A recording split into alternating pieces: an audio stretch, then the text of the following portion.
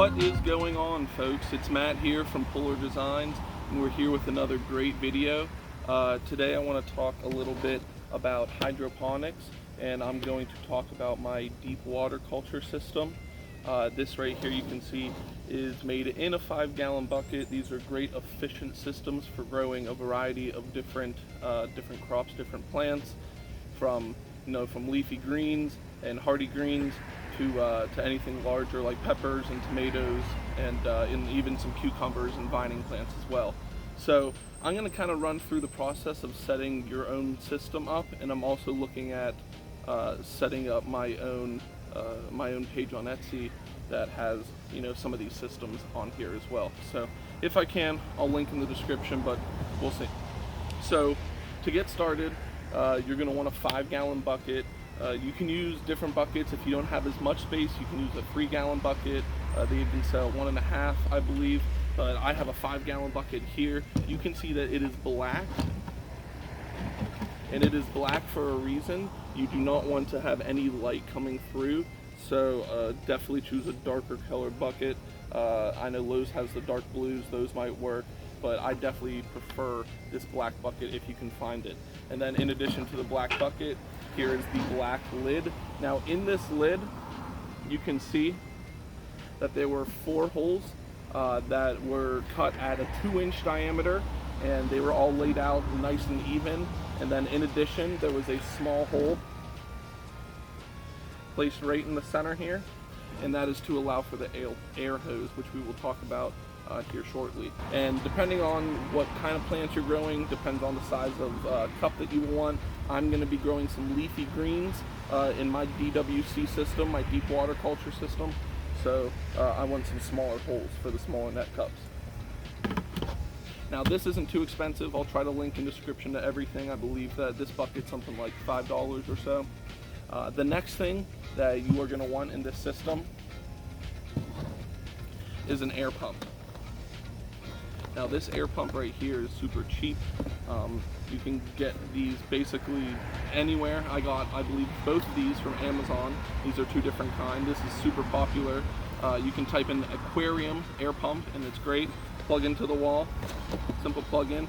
Now most of these are going to come with some sort of aquarium tubing as well as an air stone. Now both of these are really important, so I suggest looking for one that does come with this stuff. This is crucial. Now what this is going to do is you're going to plug this in, and you are going to place the tubing through the lid and apply the air stone, and the air stone is going to go into the bucket. This tubing will attach to the end of our air pump, and this is going to provide fresh oxygen to the water inside your DWC system. This is really important for good root growth in plants. So yes, this is definitely crucial. The crack key method is an option as well if you want to forego the air pump, but for the DWC, I do strongly suggest the air pump. So what else are we going to need? We are going to need some sort of net cup. Now in this case, I have actually 3D printed my net cups. See if you can see them here. But I also have some store-bought ones here as well. These are both 2-inch net cups and line up to be right along with each other, and both of them fit beautifully into my system here. So it's up to you. If you have the ability to 3D print stuff, it's a great option. In fact, I have an additional 3D printed upgrade to my DWC system, and these are little caps. Let's say you try to grow 4 plants and only 3 of them sprout, and you don't feel like throwing another seed in there, so you want to cap that hole off. Oh, excuse me. So you want to cap that hole off to avoid any light coming in and growing algae inside of your bucket, inside of your water. So these are another great little upgrade here. What else are we going to need? We are going to need some kind of nutrient. So in this case, I have 2 different kinds that we can look at here.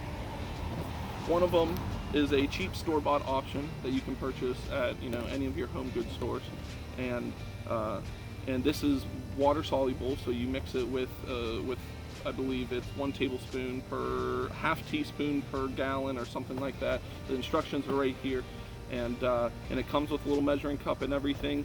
So you can use this on both outdoor plants and in hydroponics as a cheap alternative. This is a slightly more expensive, specific for hydroponics growing solution. Again, I prefer the non-liquid hydroponics new solution, but you know, it's again all based off of what you prefer, and I prefer the powdered solution. An optional is some of these caps here, and these caps are great whenever you're just starting out your seeds or starting from seeds, and it's going to provide a nice little humid environment for your plant to start to grow, or for your plant to, I guess, germinate. And then again, an option is this TDS, this Total Dissolved Solids Tester. This is actually from my zero water pitcher that I have inside, but you can use it to kind of figure out how much nutrients you have if you don't have a pH tester or something like that. What else? I have a timer that is great for setting the timer on my light, which I will show you later on in the video. And of course, your seeds, whatever you're choosing to grow. As I stated, I'm going to grow some leafy greens, so I'll get this package out right here. You are going to need some sort of something to go inside of your net cup. In this case, I'm going to use rock wool. You can probably use anything from perlite to cocoa noir to dryer lint, depending on your situation. All of these are options. I am going to go ahead and fill up this bucket with some water, and then I'll get a shot of it filled up, and we will get this all together. While my bucket is filling up with water, I'm going to go ahead and add my measured out amount of nutrients for the amount of water that I am using, and I'm going to go ahead and toss it in. Tossing it in right now is going to help mix it together, so you don't have to do as much mixing whenever you're done filling it up. So I'm gonna go let this fill up the rest of the way, and I will get back with you guys.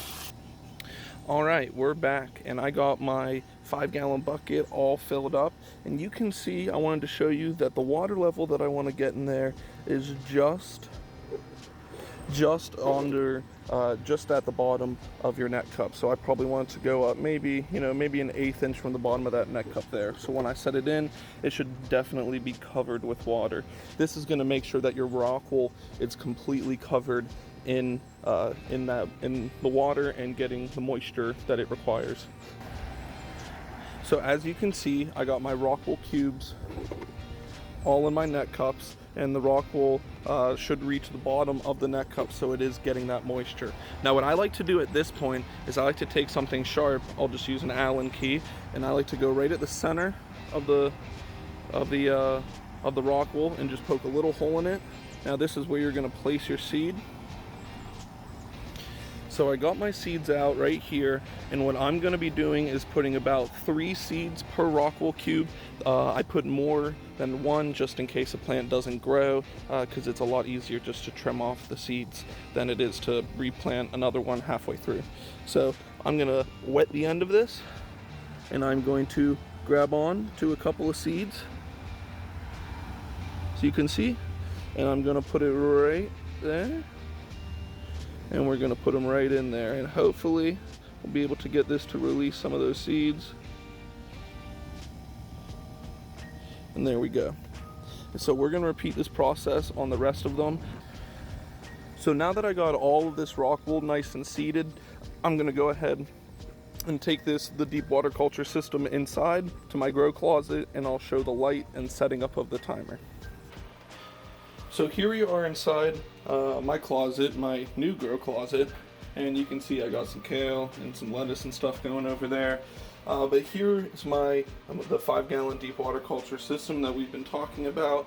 I have my Yintatech Amazon light, which actually is great. It's a 600 watt, which is probably overkill for this situation, but that's totally fine. Right now I have it set on its veg cycle. This one comes with a veg and a balloon, but I want it just on veg at this point. You can see I have my air pump all set up, and that you should be able to see the water flowing and bubbling in there, all nice. So what I'm going to do is I'm going to set my rock wool cube in there. Now I am not going to moisten these because they should moisten from the bottom slowly. I've learned that if you spray it like I have before on the top of them, then it tends to grow algae. So I'm going to avoid doing that. But what I am going to do is I'm going to slide it right underneath this light, and then I'm probably going to go ahead and get a couple of those plastic caps and just dome this off. So you can see I have it set on a 17 on and a 17 on, 7 off cycle, and that should be pretty good for what I need, at least at the beginning here. We'll see how powerful this light is. I might need to dial that back a little bit. So you can see the whole system set up right here. And I have this system and this system synced up in their times so that one light's not going whenever the other one is off.